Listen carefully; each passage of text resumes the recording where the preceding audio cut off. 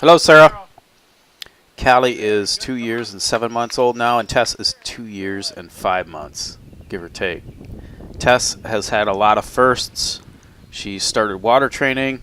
She's learned to deal with moving water. I've started her doing retrieves where she has to go across water and then come back across the water to land. A number of other things we've begun doing is total blind retrieves and various types of cover, starting at very short distances, and we've been able to stretch that out considerably now. We've gone to a lot of different places and different thicknesses of cover to work on retrieves, and she's been doing very well at this. She will go into very thick cover and bring things back for me. We've also expanded our training into different types of cover, wooded settings, wet settings. She's also learned to navigate some different obstacles, like these rocks in this stream. And we've worked quite a bit on learning to work around decoys, where there's an opportunity to run into lines and so forth. She's done pretty well getting used to that. We got this boat ramp that the dogs will use to get in and out of the boat, and so we've been working on training them to use that, starting first with the boat out of the water, just sitting on the trailer. And then we've also gone to the lake and started them getting used to using the ramp to get in and out of the water at the lake. Good girl. Shake, good girl. Good girl. Very good. Good job. Started working with Tess on marks, going in and out of the boat to make retrieves on marks. It's going pretty well, and she's also now doing true blind retrieves in the water, and we've acclimated her to jumping off of docks and other things. We've stretched the distance of marks out, and she'll do a mark at considerable distance now. Blinds, yes, sometimes not. I'll get into that in a minute. I've had her do some retrieves with a pigeon wing, just as an intermediate step to moving towards live birds. We've also done some retrieves with a pigeon wing attached to a bumper, and then we have this bumper that has a pheasant skin wrapped around it. We started using it, and we just mix this in with her regular bumpers and use it in the course of training, something with a little bit more sense, something that's more like a live bird to her. Very good. Come on up. Good girl. Come here and sit. Very good. There you go. There you go. Leave it. Stay. We're still doing some obstacle work. We got these round bales that we use probably twice a week. Very good. And we use those along with this field blind that they're going to have to learn to go in and out of eventually for hunting. Good girl. Tess, back. Tess has been doing quite a few blind retrieves of various lengths. Good Sometimes girl. we get a nice Good. straight Come shot on. out and back like this. Very good. Other times we run into more of a problem with her trying to use her own head to figure out where the bumper is. I found that probably a third, maybe half the time, if I just recall her and give her a little bit of a lift by the scruff of her neck, then all of a sudden, magically, I have a completely new dog.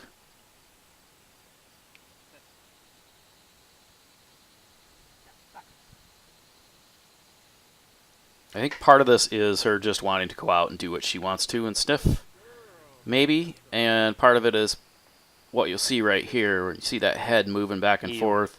She's using her own head instead of looking to me for what I wanted her to do and where I wanted her to go. I know I'm in trouble when I see that head moving back and forth like that.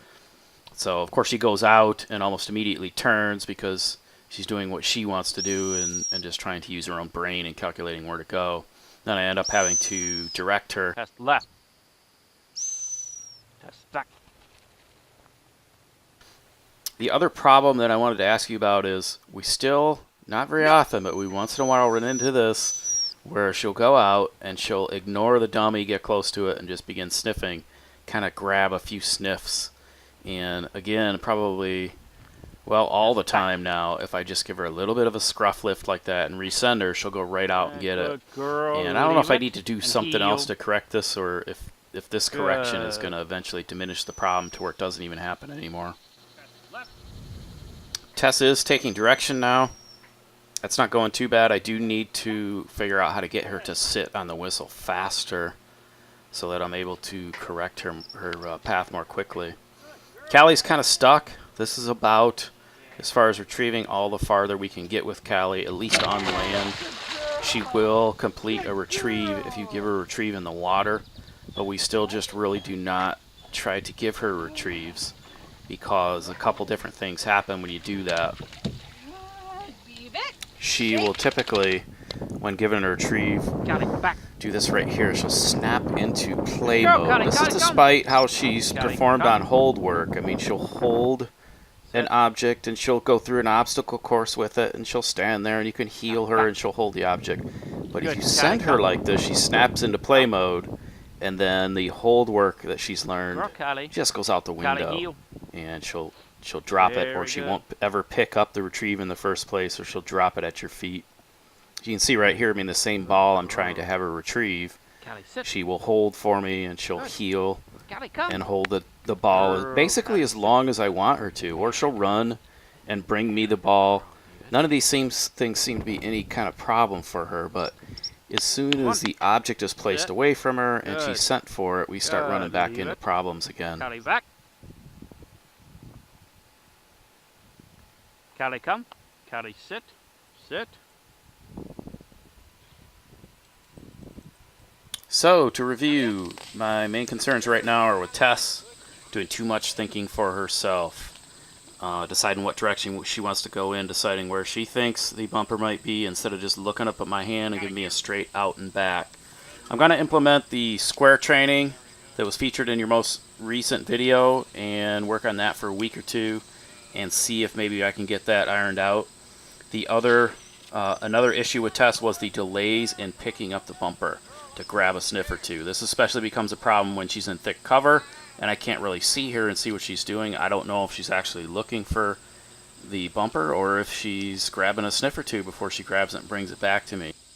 Also, the slowness on the whistle response for taking casts, it'd be helpful if I could get her speeded up on that so that I can stop her more quickly and change her direction. And so that's something else I'm looking for ideas to work on. With Callie, since we aren't able to get to a retrieve, we're kind of stuck. And so we need to figure out how to proceed with and deal with the snapping into play mode and the dropping and then just not picking up in the first place. I don't know if we're going to need to do a American style force fetch procedure on her or how to deal with that. But any ideas, please let us know. Thanks, and I'll talk to you later.